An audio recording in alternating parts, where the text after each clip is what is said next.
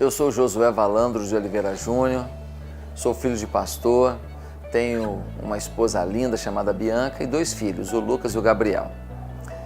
A minha trajetória de vida é muito interessante porque fui criado num lar cristão, então não sou ex-nada. Não sou ex-drogado, não sou ex-prostituído. Na verdade, casei virgem aos 25 anos. A mulher da minha vida é a única mulher da minha vida. E quando eu estava caminhando em direção à minha vida profissional, uma coisa eu tinha certeza, eu não queria ser pastor. Por que não? Porque eu tinha ódio da vida pastoral? Não é isso. É porque eu via a luta do meu pai. Não tinha um final de semana para ele, não tinha um feriado para ele. A agenda dele é a vida das pessoas e não a agenda dele mesmo. E a remuneração não era lá essas coisas para ele viver tudo que a gente sonha como filho queria de um pai. Então eu falei, eu vou ser um crente, vou ganhar dinheiro, vou ser rico e vou bancar em obra missionária. Então eu fiz um plano para agradar a Deus. Falei, Deus, fica tranquilo que eu sei que eu vou te servir. Por que eu sabia que eu tinha que servir a Deus? Porque quando eu era um menininho, ainda na 3ª série primária, eu preguei por orientação da minha professora que era cristã. A professora foi e me conduziu a pregar. Como é que eu ia preparar um sermão? Eu não sabia preparar. Foi quando o meu pai preparou um sermão em João 3,16 e eu preguei no evento dos estudantes. Ali começou a minha trajetória de pregação, de liderança na igreja. Líder das crianças, líder dos adolescentes, líder dos jovens. Com 17 anos eu já era líder da juventude da igreja. Mas ser pastor, não. Me formei, fui trabalhar, entrei para uma multinacional americana, comecei a ganhar bem, comprei apartamento, comprei carro zero. Me casei, minha mulher com carro zero, a vida bem organizada, porém, o momento mais gostoso que eu tinha na minha vida era quando eu estava num púlpito pregando. Era muito forte. Eu comecei a entrar em crise. Entrei numa crise profunda, porque eu sabia que Deus estava me chamando. Fiz um acordo com Deus, falei, olha, se acontecer isso, isso e isso, foram 3 provas que pedi a Deus, eu vou para o ministério. E Ele respondeu as 3 coisas. Algumas coisas assim bem complicadas de acontecer e aconteceram. Não estou dizendo que faço isso toda hora, mas era um momento que eu ia dar um rumo para a minha vida. Era um momento decisório. Eu precisava de uma resposta mais explícita porque eu não conseguia ter um entendimento completo na minha pequenez. E Deus respondeu. Depois do seminário, dei o meu melhor no seminário, continuei trabalhando. Aí veio um convite para Ipatinga. Fui para Ipatinga, Minas Gerais. Tive que deixar meu emprego, minha mulher deixou o emprego dela, fui ganhar mais ou menos 1/3 do que eu ganhava, mas estava no centro da vontade de Deus. Fiquei 5 anos e meio lá. A igreja cresceu bastante, me tornei uma pessoa conhecida na cidade, amigo do prefeito, amigo dos vereadores, amigo dos empresários, amigo dos jogadores de futebol, porque eu sou apaixonado por bola, não fico sem futebol, é a minha terapia, né? E nesse processo todo eu me encantei, até que veio um dia em que fui para um congresso da CEPAL, e lá ouvi um irmão chamado Irmão André. É uma referência mundial, é um apóstolo, no entanto, só é chamado de Irmão André, homem simples, que deu a sua vida contrabandeando Bíblias para a cortina de ferro. Eu ouvi os testemunhos daquele homem e tudo que ele viveu, eu falei, eu não sou nem crente perto dele, eu não sou um cristão perto desse homem, eu quero viver isso também. E desejoso de viver isso, o que aconteceu? Deus falou para mim que eu ia viver algum tipo de risco. Foi quando, 2 semanas depois, eu recebi um convite para conhecer um grupo pequeno na Barra da Tijuca, no Rio de Janeiro. Eles se reuniam numa escola municipal, um lugar muito simples, muito sujo, e aquele grupo me convidou e eu fui até lá. Quando cheguei lá, conheci uma igreja que tinha pessoas apaixonadas uns pelos outros e por Deus. E Deus foi fazendo um mover. Não vou te falar que foi fácil.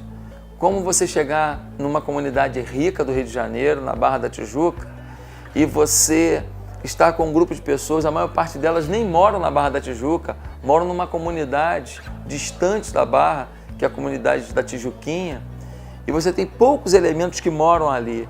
Era um grande desafio. Era um risco muito grande. A igreja tinha condições de me sustentar alguns meses devido a um dinheiro que um missionário americano que começou esse trabalho deixou no caixa da igreja. Depois daquilo, se a igreja não vingasse, eu estaria sem sustento, com mulher e 2 filhos pequenos. Então, envolvia a minha família. E como voltar para ser analista de sistemas, que era a minha formação, depois de 6 anos fora? Como é que você vai fazer para entender todas as ferramentas que estão sendo usadas no mercado? Eu estaria desatualizado, não seria uma tarefa fácil. Mas Deus me direcionou. O que aconteceu? Nós começamos com menos de 30 pessoas numa escola municipal. A coisa foi andando, e a gente passou por um hotel, depois no hotel alugamos uma casa, depois alugamos a do lado, fizemos uma obra, unimos as duas fazendo um galpão que cabia 850 pessoas e fazia um culto, depois fazia 2 e depois fazia 3 e depois pedia para, pelo amor de Deus, ninguém ficar nenhum no segundo culto. Assistiu um, vai embora, né? Participou de um culto, pode ir embora. E aquilo foi lotando e Deus nos deu uma visão de que nós compraríamos uma área na Barra. E eu comecei a falar isso para a igreja, mal sabia eu que visitando a igreja estava uma pessoa que tinha um terreno muito adequado para a gente plantar a igreja. E um dia ele bateu no meu ombro e falou: não vai comprar meu terreno não? Saímos para conversar, negociamos e ele parcelou para a gente, compramos aquele terreno, né? E hoje está instalada ali a nossa igreja, a Igreja Batista Atitude, na Barra da Tijuca. A Igreja Batista Atitude foi crescendo tanto, daqueles menos de 30 pessoas, em 15 anos nós estamos chegando a 10 mil membros, faltam poucos membros que a gente vai batizar agora para chegar a 10 mil, e temos agora 12 unidades, já temos unidades fora do estado do Rio de Janeiro, também em Vitória, em Orlando, e agora em dezembro, estamos plantando uma igreja em Vancouver, porque temos um missionário lá, tempo integral, um filho da igreja, sendo sustentado para a igreja para levar o evangelho num país secularizado, distante da fé. O que está acontecendo não tem outra explicação, a não ser a ação de Deus, o poder de Deus. E o meu pai, que foi o início disso tudo? E o pastorado, que eu não queria? Bem, o meu pai hoje é muito honrado em ver que aquilo que ele plantou na minha vida se transformou em algo muito maior na vida do filho. E o pastorado é a minha maior paixão. Só que eu tenho uma alegria ainda maior, que é a alegria de ver que filhos espirituais se tornaram também pastores de excelência. Hoje na nossa equipe pastoral nós temos lá mais de 25 pastores e todos formados na igreja, todos discipulados ali. Então é uma igreja que tem uma sinergia muito grande, uma alegria muito grande. Passamos por lutas, sim, lutas pessoais, porque somos humanos, lutas ministeriais, porque é liderada aquela igreja por gente. Temos lutas espirituais, porque o inimigo não dorme. Mas Deus tem nos suprido. Estamos avançando e eu posso dizer a qualquer pastor do Brasil, vale a pena viver intensamente o ministério, não depositar sua confiança em mais nada, a não ser no ministério. Vale a pena também para qualquer empresário, qualquer pessoa do mundo, acreditar que Deus tem um plano e esse plano não é pequeno. Deus não tem planos pequenos para ninguém. Dentro da circunstância de vida que a pessoa está inserida, naquele contexto, Deus tem uma relevância para aquela pessoa. Pode ser entre pessoas mais desfavorecidas financeiramente, pode ser num lugar distante, um lugar que nem tem luz elétrica, pode ser, mas essa pessoa terá uma relevância de Deus naquele lugar. Creio nisso, ensino isso e tenho visto isso. Mais recentemente, nós recebemos uma mulher na nossa igreja e ela estava procurando uma igreja e se identificou conosco e mal sabia eu que era a mulher do deputado Jair Messias Bolsonaro. Fomos conversando, aquela mulher começou a trabalhar no Ministério de Surdos da igreja, começou a trabalhar ajudando na ação social da igreja, indo para o lixão, uma mulher de Deus, uma mulher quebrantada, uma mulher submissa, uma mulher leal. E o seu esposo começou a ir a alguns cultos, alguns eventos da igreja, mesmo sendo católico, por conta do seu amor pela sua esposa, pelo prazer de estar com ela. E ao longo desse tempo começamos a cultivar um relacionamento, uma amizade. Veio a campanha e durante a campanha ele foi num culto de domingo de manhã na igreja. Nós não tínhamos combinado nada. Ele foi à igreja e eu oro por todos os candidatos que vão na igreja e decidi orar por ele. Não imaginei de forma alguma que aquilo ia parar na internet, em nenhum momento pensei nisso. E quando fui chamá-lo para que pudesse, naquele momento, orar por ele, eu o chamei ao púlpito, como nunca faço. Por que eu chamei ao púlpito? Porque a tradutora de Libras estava naquele cantinho, então para não ficarem juntos. E ele veio ao púlpito, orei por ele ali, e isso deu uma reverberação. São milhões e milhões de visualizações, não sei nem quantos milhões já de visualizações, pelo mundo inteiro. Deu muito bafafá, porque não devia levar no púlpito, ainda deu a palavra para ele que eu nunca tinha dado. Eu fiz coisas que eu nunca tinha feito, mas hoje eu entendo que foi direção de Deus. Aquilo gerou um questionamento, uma reflexão para muita gente. E depois daquilo, muita gente eu vi se posicionando, gente que nunca se posicionou também, se posicionando, porque não era uma questão de eleger alguém, era uma questão de salvar ou não salvar o Brasil. Era uma questão da gente dar à esquerda a sua última oportunidade que eles precisavam para consolidar um projeto socialista no Brasil. Um projeto de desconstrução dos valores morais, de desconstrução da família, de aparelhamento do Estado, de uma escola com partido e de separação entre filhos e pais, porque é isso que está acontecendo no Brasil. Os nossos filhos, quando vão para uma universidade federal, eles se tornam inimigos daquilo que os seus pais lhes ensinam. É como se os pais fossem trouxas, pessoas limitadas, e eles agora descobriram os seus heróis, que são os professores, os mestres, os doutores em marxismo cultural, que dão aula para eles nessas universidades. Nós estamos tendo a chance de interromper isso. A igreja se uniu e eu vejo que aquele momento foi um momento também que somou para tudo isso acontecer. Mais recentemente ele esteve na nossa igreja para agradecer a Deus conosco. Pudemos orar novamente pelo presidente e eu posso te dizer, minha expectativa é muito grande. É um homem honesto, é um homem sincero, é um homem digno, é um homem apaixonado pela família, é um homem que não abre mão de viver os valores que nós acreditamos. E corajoso, precisava de um homem corajoso. Não podia ser um frouxo para ser presidente desse país diante dos ataques que ele vai receber. E eu acredito que o Brasil vai ser muito melhor daqui a 4 anos. Não resolve tudo, não. Tem um parlamento que ele vai ter que negociar muita coisa, tem um judiciário que ele não tem domínio sobre tudo, mas ele vai fazer no executivo o melhor governo que o Brasil já teve. Eu creio nisso e peço que todo o povo de Deus ore por isso. Uma das coisas importantes para eu estar aqui na Amazônia é o fato de que aqui é um berço de uma visão que vai além das células, que é uma visão já de muitos anos. É um berço de uma visão de cuidado, de discipulado, de orientação. Isso fez toda a diferença na vida da minha igreja. Nós éramos uma igreja frutífera, abençoada, crescente, sim, mas o discipulado trouxe um novo tempero, trouxe um novo perfume, que fez toda a diferença para os nossos objetivos. Conheci o pastor Geraldo quando ele foi ministrar lá no Rio de Janeiro, numa conferência. E ele já era pastor de 50 mil pessoas. E eu fiquei procurando lá naquele plenário quem era esse pastor. E ele, tão simples ali, sentado, tranquilo. Eu nem imaginei. Quando ele foi falar e falou com tanta autoridade, com tanta unção de Deus, eu falei, meu Deus, esse homem é diferente.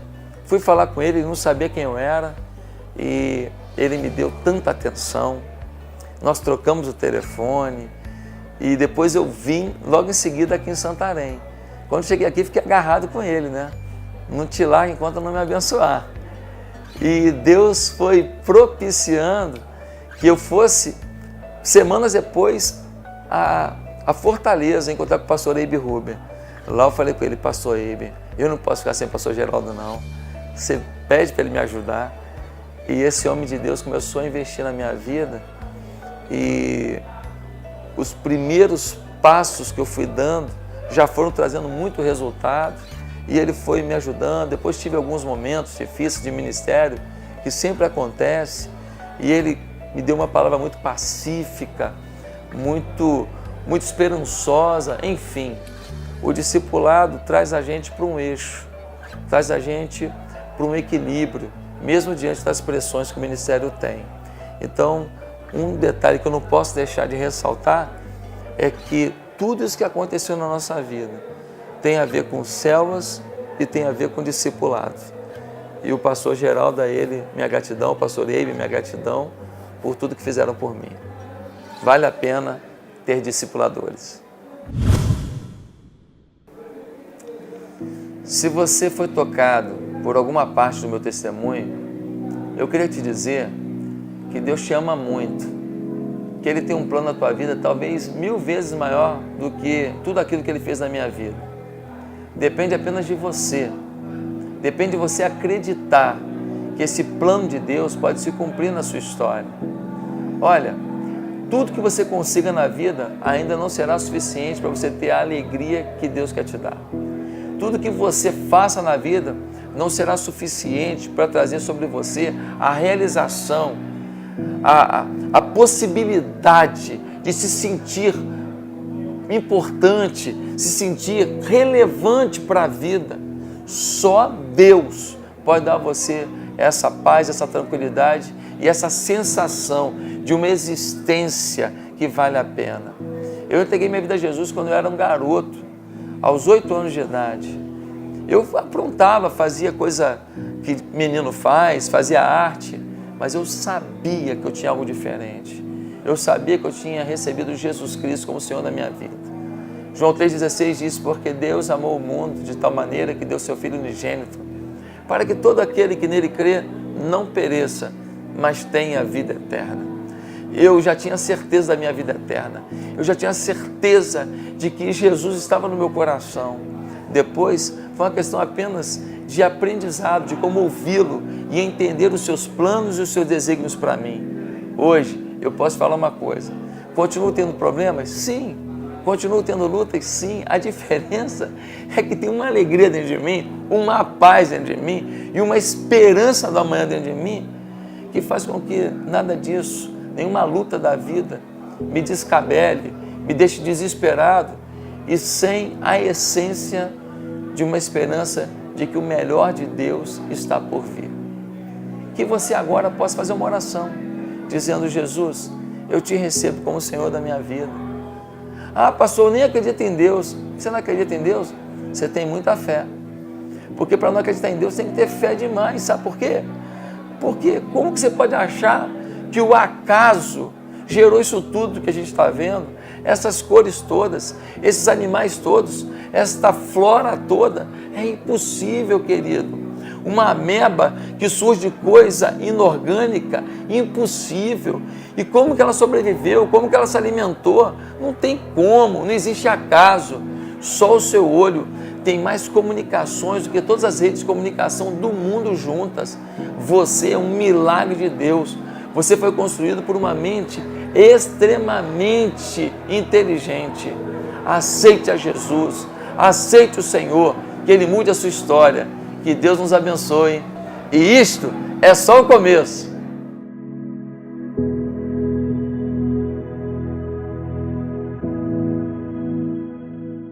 Que testemunho poderoso! Tenho certeza que a sua vida foi transformada e vai ser transformada a cada dia, porque Deus tem história para você, tem mudança para você, tem tudo que você precisa está em Deus. Você precisa descobrir esse tesouro que está nele. Eu quero aqui fazer um convite especial para você estar conosco nos cultos de celebração da Paz Church Santarém, em diversos núcleos, diversos horários, sempre aguardando a sua presença. Aliás, você é muito especial. Esse culto nós preparamos para receber você, para você cultuar a Deus junto conosco. Então você pode participar, você, a sua família, inclusive tem classe infantis para o seu filho ficar durante o culto ali, recebendo uma instrução de um professor sobre a palavra de Deus. Então olha só, é muita bênção para você. Vem nos conhecer, Park Church de Santarém, sua igreja, sua família. Deus te abençoe e assim terminamos o programa Isto é Só o Começo. Fui!